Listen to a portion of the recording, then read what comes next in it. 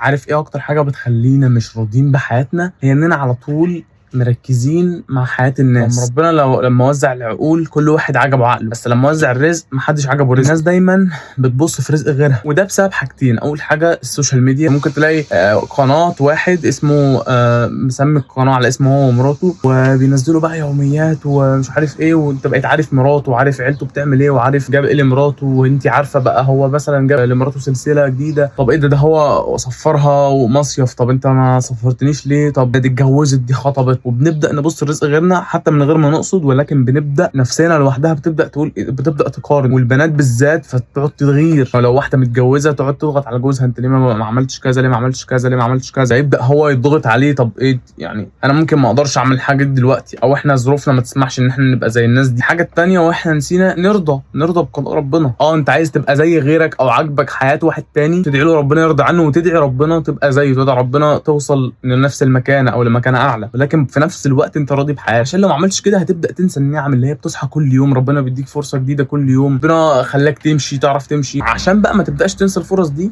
اهدى كده وفكر وركز وبص في حياتك انت وشوف ايه النعم اللي ربنا اداها لك. ولو الفيديو عجبك انشره.